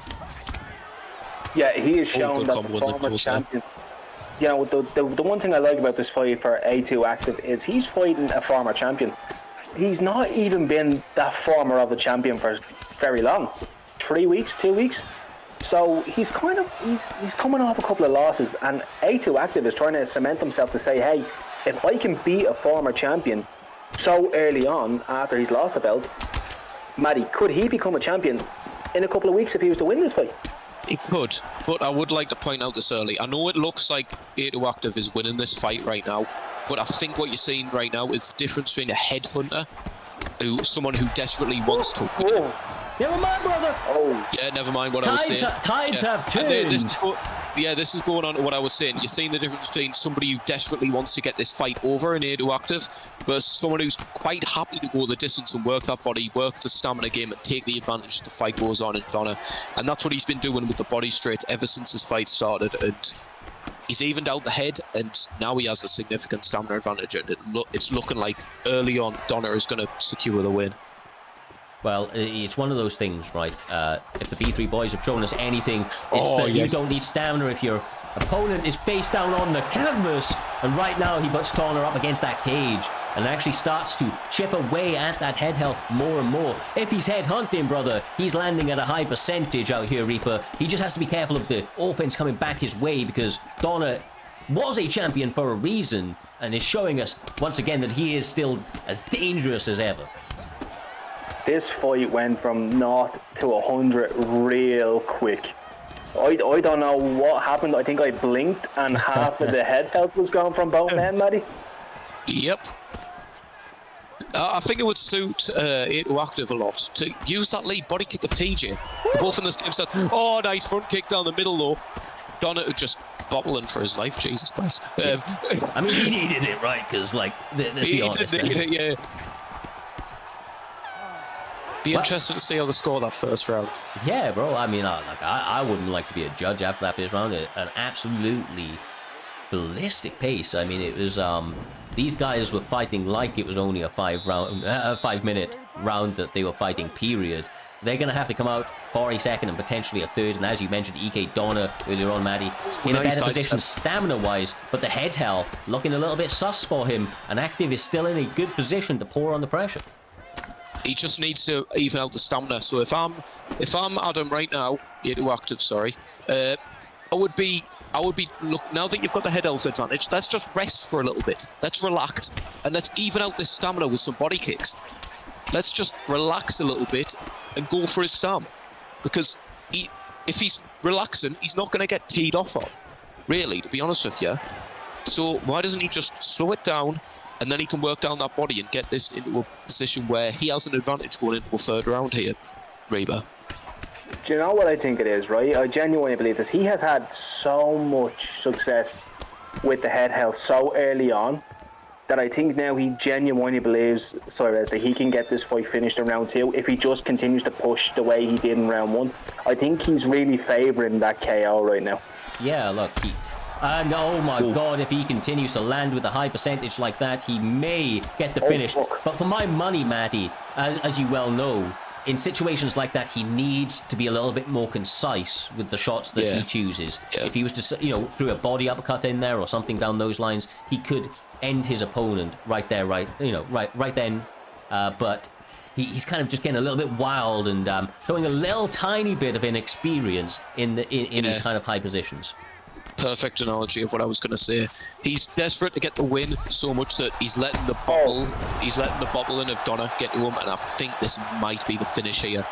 Yeah, it is. Yeah. Oh, do you know what? That's for me. Like, obviously, I respect both guys. I have no favorites between either one of them out here. But Reaper, for me, if I was Active and in his corner right now, I'd be taking a lot of positives from this one, but I would be hammering home about the kind of killer sequences, those finishing moments of a fight, because he could have won this fight on a number of occasions, but I feel like the moment got to him a little bit, and ultimately Donna used his experience in high pressure situations to overcome that adversity and weather that storm. Yeah, it's one of those fights where A2 Active was fighting a former champion, had him hurt very early on, and really he, for the most part, I think, and anyway, he showed in the first round at least very good patience. He waited for Donner to move his head quite a bit. He picked his shots. He used his front kick very well. somewhere along the lines of round 2, he kind of just went full Garbrandt, using TJ Dillashaw, and I was kind of like, okay, if it works for you. But we seen there, EK Donner was just like, no, I feel like I'm going to win this fight now, and I want my title back. I mean, good way to bounce back. Sorry to jump in, Maddie. That's a good way for him to bounce back, right? As you mentioned, going into this one, he was on a bit of a skid, and this one wasn't an easy one for him. So to bring out that inner dog, I feel like speaks volumes to where Donner's mental is at the moment, where he is in a mental space. Yeah, I think in that fight you just seen the difference of an experienced guy, and first off the experience difference, and second off, Ato Active had the goal. He had some goals. Each fighter had the goals in that fight. Ato Active was hunt head, kill head, take off head, whereas Donner was take head, take body, even throw some legs in there, mix it up, and that's what got him the win. Mm-hmm. Well, a sensational kind of featured fight of our main card, and of course we have our main event and co-main event ahead, but I think there, guys, that this is a perfect opportunity to have a little bit of a look forward to what is going to be our main event of tomorrow. The current pound-for-pound champion, PlayStation champion, number one fighter, PlayStation champion out here, Reaper. Obviously, the GOAT himself, NM Smudger. He is going to be taking on the latest up-and-coming threat to that title in NBK I Am GOAT. That guy has showed wrestling pedigree like no other leading up to this position, and he has been talking a lot of trash, bro, calling out that the champion in Smudger, saying that he is the one to bring his reign to an end. That's a big statement, and I mean, when I say big, you're talking about the best primetime PlayStation champion that the league has ever seen. Before Smudger, there really was only Anakin, and Anakin has been MIA for a long time. Yeah. Smudger really stepped up to fill that role of being the guy. Like, he is the guy to beat. So, Maddie, that's a bold statement, to say the least. Yeah, it's a bold statement considering how dominant of a champion Smudger's been, representing No Mercy. Obviously, they've had a lot of success as a camp, and but I'm a GOAT. He talks his game, and he knows exactly how to get to into the position that he's in now. And I would like to see him back up some of the words which he said. And I think this is going to be a brilliant fight, because you know that he's going to take this very, very seriously. Yeah, he needs to be taken very seriously, because when you Maddie, let's talk about it for a moment, right? Smudger has not been defeated since birth. I don't know when the last time he lost. All I know is he's like 7-8 now this season.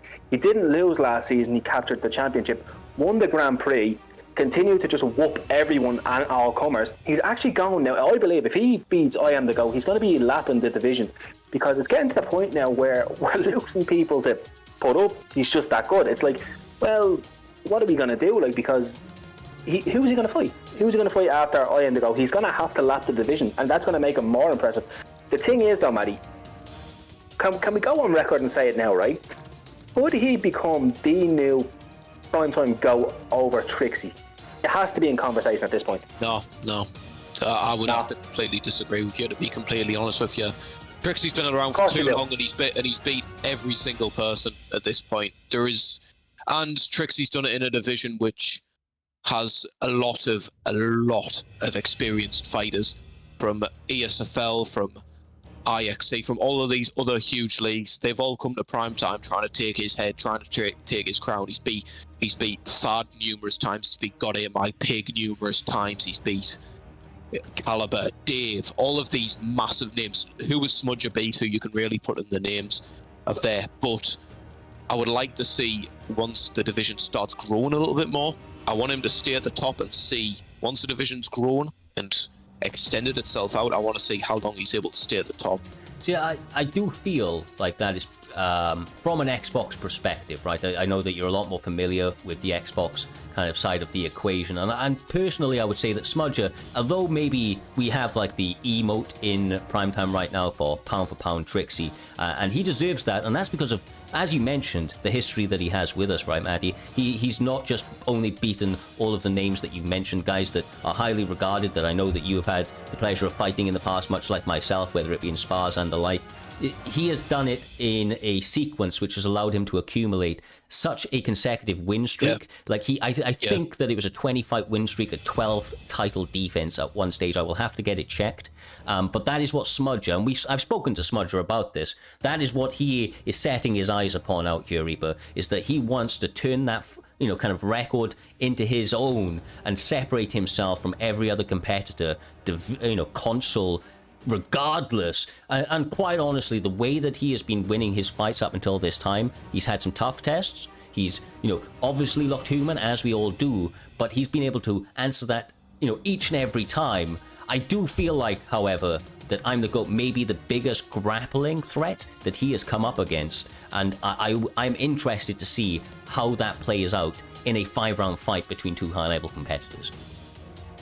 Yeah, it's essentially a grappler versus a striker. It's the MMA classic style, right? That's what the question was. Who would win in a fight, a grappler or a striker? And throughout time, it's been the likes of your Khabib, your grapplers. It's been the likes of your McGregor, your strikers. Now, in this game, we have a wrestler in I Am Go taking on a striker in Smudger. But the thing about Smudger is he does everything.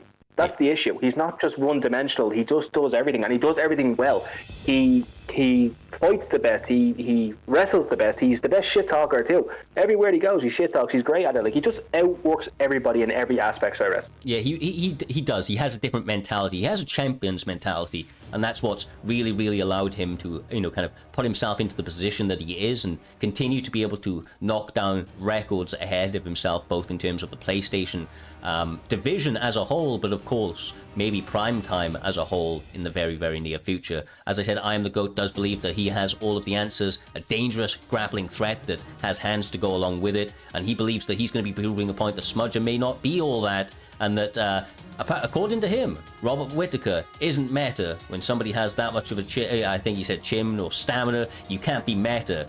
And he believes that Marvin is the perfect counterpick to get that job done.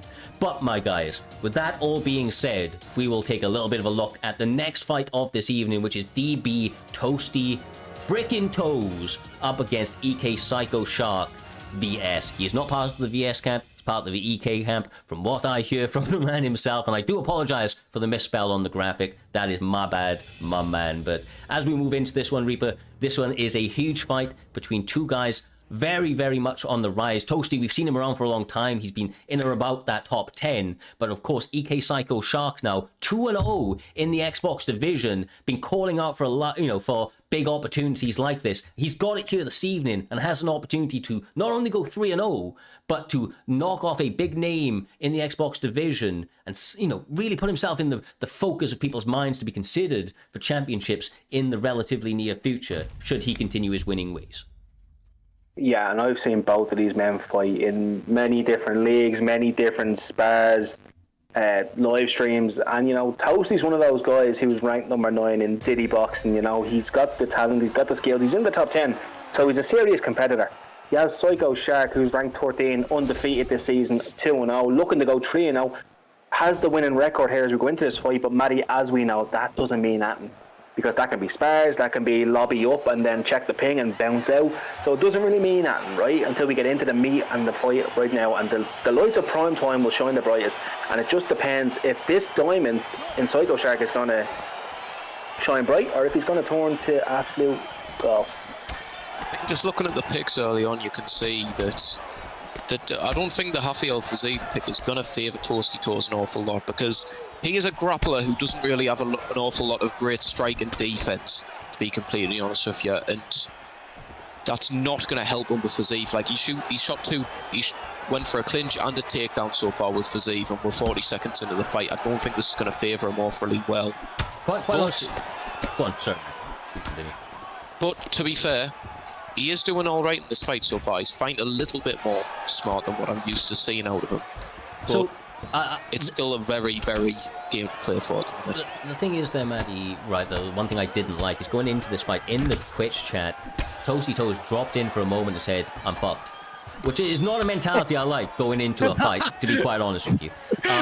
So that was not a great kind of set of where his mind maybe is, but you never know. Sometimes those nerves, the feeling that your back is up against the wall here, Reaper, can really elevate some people's games. But I just feel like with somebody like Toasty Toast, he needs to believe in himself, because he actually has the tools to get the job done, both on the feet and on the mat. I feel like sometimes his emotions get the best of him and makes him play down to a certain level from where his skill set actually is. Yeah, I think when you doubt yourself, right, it's a weird one. It really is a weird one for Toasty, because Toasty's one of those guys that says, oh, I'm fucked. Oh, I'm going to get dominated in this fight. He's in the freaking top 10. Like, it's not easy to get to the top 10 in any division. Jesus Christ, last season, Cyrez, I think I was like ranked, 65th? I made it to the top 16 in like 4 weeks. Yeah. You know what I mean? Like, it is possible to win these fights. Just because you may have lost prior, or you're not feeling very confident with your pick, it doesn't really make a difference, because as long as you believe that you're coming in with the right game plan, but doubting yourself coming into a fight, Cyrez, before the fight's even kicked off, you're mentally destroying yourself. Yeah, you're putting yourself in an uphill kind of battle from the get-go, but he is actually, for my money, winning this round so far, to be perfectly honest with you. So, maybe that confidence is built very, very quickly here, Matty. He needs to continue to settle, and things like that is where he's really going to get punished, because Psycho Shark not going to allow him to get away with too many big missed shots without them being answered by a brutal response. I would have to disagree with you. I don't think he's winning this round so far. He's got a stamina disadvantage, and he's got a head health disadvantage. I think Psycho Shark has definitely got the bigger punches out of him. But to go back to what you were saying earlier, where he went in the thing and said, I'm fucked. He gets rocked there. Oh, dropped. He's not getting... Alright, he's going to make it out the round here. So going back to what I was saying, if he's coming in with that mindset of saying, I'm fucked, I don't think I'm... If he's telling himself, I'm not as good as this guy, he knows the danger that's in front of him. And for somebody who's lacked, from what my perspective of him has seen, a fundamental defense before, maybe that's allowed him to be in this fight and be so defensively sound so far. So in my opinion, I think that mindset's working for him now. I think if he had showed up how I've seen him before, he would have been knocked out way sooner. Yeah, like I said, sometimes the guys fight better when their back is up against the wall and the pressure is really, really on. He is actually getting brutalized early in the second round, but he gets the hit tossed here, Reaper, and if time has shown us anything, it's that Toasty does do his best work on the ground. He may have favored striking recently, but definitely his grappling is where his bread is buttered. Yeah, it's definitely where his bread is buttered, and it's nice to see Toasty actually get the fight down, because he's so comfortable here, Matty, right? That look at him now. Look at him now compared to being on the feet. He's being patient. He's picking his shots. He's deciding when he wants to transition. And he's using Fazeev as well, which is a little bit weird though, Matty, that I would have just went for a grappler. Yeah, same. I don't know why he didn't go like Islam Makhachev or something. Someone with decent striking, but obviously is a wrestler. And I think he would have had a lot more of a chance here. But he has been reversed because he rushed that posture up when he was on top. And right now, he's struggling off his back against Psycho Shark here. He's able to get that guard and raining down some big punches. Yeah, I think that one thing I'm being very, very much impressed with by Psycho Shark is just his ability to stay very, very much anchored in every second of this fight. He's aware, he is alert, and he is ready to kind of uncork whatever he needs to. On the grappling exchanges, he built the GA, got the reversal, and he did it in a very, very smooth, calculated fashion. And as you can see right here, Reaper, in the grappling exchanges, when he got the clinch, didn't wait, didn't rush himself, took his time, and he landed a lot of shots, considering that those positions normally only stay there for half a second or so. Completely down to Toasty. He didn't try and move back. He didn't try to disconnect from that clinch. He was happy to eat shots. And right now, Matty, he's arse on the ground, and he's going to get put into an over-under position here and taken down. Oh, beautiful. Make him think that you're going to punch the head, so he just presses RT for the head health, for the head block, and then just instantly slam him down. Now raining some ground and pound. This is a really educated performance from Psycho Shark. And for a young kid who hasn't really been around in this scene an awful long time, I think this is showing a veteran savvy that we didn't think he had. Yeah, I think maybe that comes down to some of the work that he has done on other circuits. I know that he has competed around the town before. Obviously very new to prime time, 2-0 currently. On his way potentially to a 3-0 victory if he's able to continue this momentum and shut down Toasty Toes as he gets another denial Reaper. I know there's only 20 seconds, but that's going to be mentally demoralizing for Toasty Toes, especially considering that maybe his confidence was not at the highest point going into this fight. That's all that is. That's mental. That's a mental factor. Mental factor is just as good in real life as it is on the game, because we implement some of the same mentality, right, Maddie? We all have that mentality in us. We want to win. We're competitive. It's a game, but Jesus Christ, I don't want to lose to you, because I'm going to have to hear about it afterwards, and I might never get a chance to get that one back. But it's mental right now for Toasty. Toasty needs to really go balls to the wall, Maddie, because right now he's down 2 rounds. He's in the position where he needs a flash, to be completely honest with you. His head health is gone, so if I'm him, I'm just looking for a big counter or something right now. But this has been a phenomenal performance from Psycho Shark, and not the worst out of Toasty, to be honest with you. I think Toasty's shown up Toasty's shown up quite well. He's shown up better than what I've seen him in a lot of his performances, but that just speaks to the level that Psycho Shark is fighting at right now. Yeah, no, I wouldn't even disagree with that. I would say that the one thing oh my god! Oh, he gets his chance. Let's see where the killer instinct is for the one and only Toasty Toes. I do feel I was about to say that he's been having a little bit of an issue up until this point with the range. I don't think he anticipated such a reach disadvantage.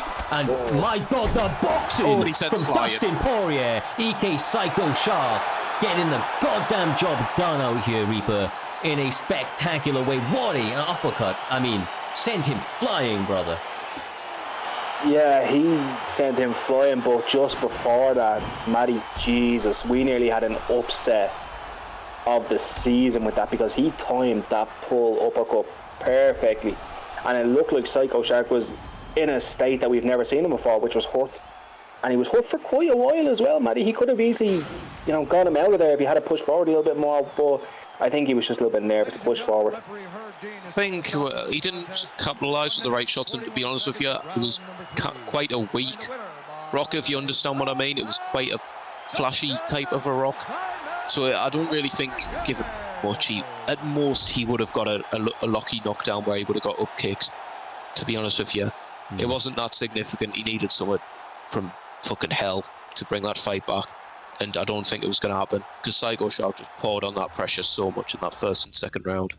Yeah, Psycho Shark, right, was looking as clean as ever here today. I mean, it's one of the first times I've personally got to call his fight. In fact, it is the first time I've got to personally call his fight, and I have to say, I mean, impressive. It was an impressive performance, and over a very, very tough guy. Now, from what I hear, of course, Toasty Toes does have some maybe mitigating circumstances. He didn't feel on top of his game, leading up to this. Got some things outside of the gaming world, if you will. But we know that this guy brings the action virtually every time. He, as you said, showed a good account of himself here this evening, Matty D. And obviously, I'm sure we'll see him back better than ever. But a co-main event is now in the history books, and it sets us up for the main event of this evening. Reaper, this is between the interim champion in BFAP DirtyDave, who won the fight on short notice up against Caliber last time out, as his teammate, uncharacteristically wasn't able to make that title fight.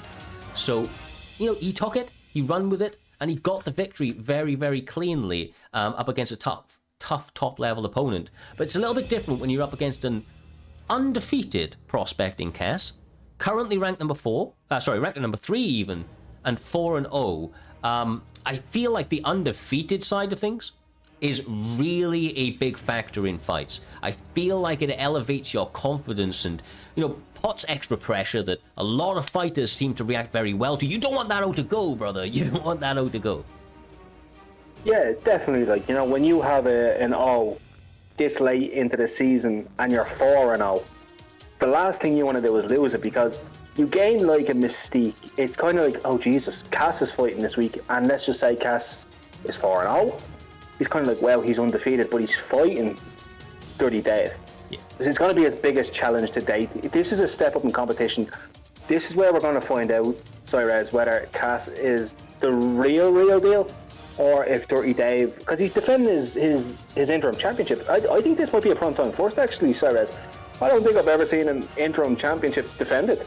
No, it's been a long old time, my man, since we've had something like that happen. But you know, as with these live events, they occasionally happens. And the one thing I will give Dirty Dave is that the guy is a real testament to what primetime is all about, which is that anybody, anytime, the best will rise to the top. He's a guy that goes out of the norm, does not kind of train in the normal ways, does not necessarily fight in the generic ways, and he's become a bit of a polarizing figure in the Xbox division as a result, Matty D, because you know that this guy is as well versed when it comes to every accrement of the game as anybody else. Whether it's grappling, striking, he's put the reps in. He knows what he's doing in every element, and you've just got to be the better man on the night if you're going to beat this guy, because technique for technique, I feel like he can match anybody. The thing is with Dave, he's been around for so long, he knows exactly what he's doing, and he's had so much experiences. There is no other way around it. You can't be the better one on the night. You can't get the lucky knockout. If you want to beat Dave, you have to be better than Dave, and whoever beats Dave, it's almost a conclusive answer that they are better than Dave, because he's always shown up 100%. He's always shown up ready, no matter what happens. If you show up and you beat Dave, you are the shit. And let's see if Cass is the shit right now, Reaper. Yeah, fighting Dave is one of those things that will mentally change you. I remember when I first came onto the primetime scene and I was making a run toward the championship, I fought Dave on the PlayStation side in a co-main event. I remember saying to everyone, "Oh, I'm gonna beat this guy. I don't even know who this guy is." And then someone said, "I know who that is." And I said, "No, that's Dirty fucking Dave." I don't know who that is, but he's getting whooped. And I fought Dave, and he made a holy show of me, Looney, and it still sticks with me.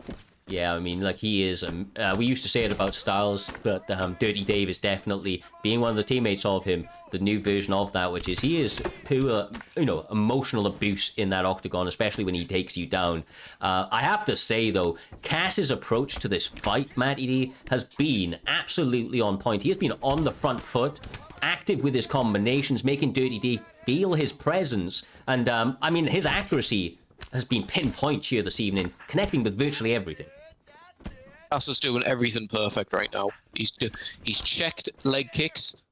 He's pressuring Dave. He's breaking his block, doing what Dave doesn't like, pressure.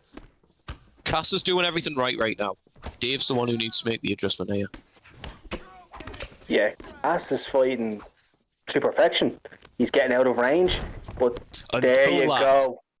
There you go. You have to have the takedown defense of a god in order to beat Dave. And if you don't have takedown defense, I'm sorry, you're just not going to beat Dave unless he's went Conor McGregor or something and he doesn't have a turn of takedown. Yeah, I mean, look, let's be honest right there. That was just time to perfection, right? You make one mistake, you throw a kick when you shouldn't, and it misses. Dirty Dave will capitalize Reaper, and then it hits the mat, and there's 2 minutes left to work. Cass is shown in the past that, he is calm on the mat. He will work his way slowly and calculated back to the feet. But it's a different thing when you've got Dirty Dave on top of you, because this man, well, he mauls people, brother. It's not the same thing. It's not as easy to get up, Yeah, it's one of those things where, okay, if someone takes you down, you may be even in the wrestling department, or they might be a little bit better, and you can still get up and, have a competitive fight. Jesus Christ, when Dave takes you down, he just decides that you're never going to move again, and Dave will hold you there. Like, even if the fight was over and Dave could fight another round, a 6th round, he'd still hold you there. Like, he's just that type of person, Matty. Yeah, he's not a mauling wrestler, he's a control wrestler. He's like the, I'm trying to think of the equivalent in the UFC. He's like Usman on his way up. No, this is, well, just to jump in there, this is what I said to you, Matty, is that's what he was doing up until this point, but he is now Usman of modern day. He is going for finishes, whether it be on the feet or the mat, and he's showing it here, brother. He's trying to change the history books of what people remember what Matty D does. He's hearing me say this and he's what Dirty Dave does on this game. Say, bro, he's turned into a killer. He's about those finishes, and he's about them actively there, Reaper. Don't get me wrong, he will still hold you down in moments if needed, but any opportunity he feels he can lay on those ground and pound shots, he's going to let those hands go. So the way I see this, right, is Dave implements this strategy of wrestling and then takes top mount and goes for ground and pound finish, right? The way I see it is when Dave does that, he likes you because he's trying to get you out of there early so it's not as a rough performance. But when Dave holds you down for 5 rounds just to simply humiliate you and make sure everyone sees it, it's more so like a case of he might genuinely not like you.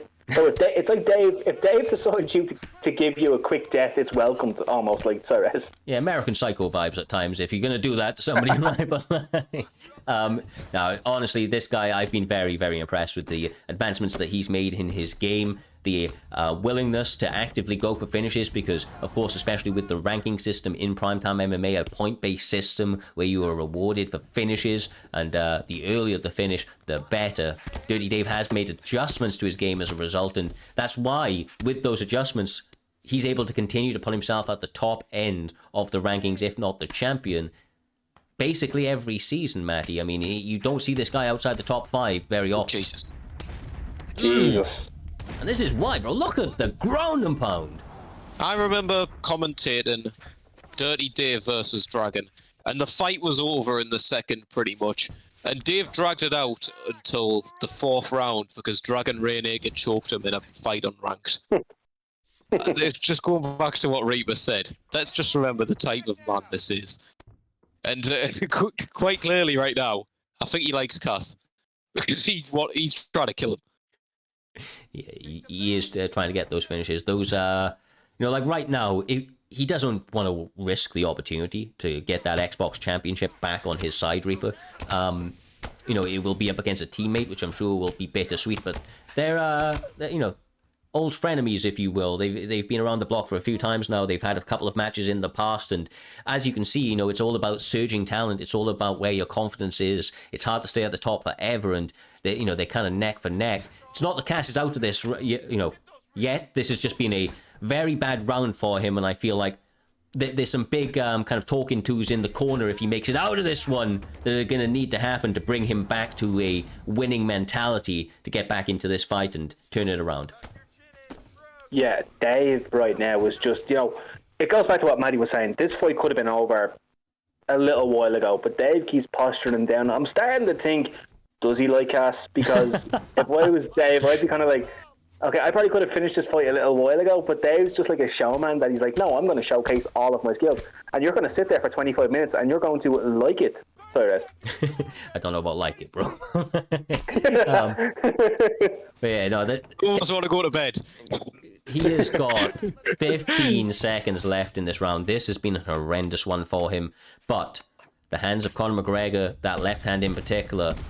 Never mind! I'm not even going to get to come back into this one, Matty D. Jesus Christ. Dirty Dave, a finishing machine as of recently. I feel like I'm reading another page out of the same book. It's the exact same thing with Dave every time. Someone starts well on the feet, they start pressuring him a little bit. Oh, you think, maybe they're gonna do something to him.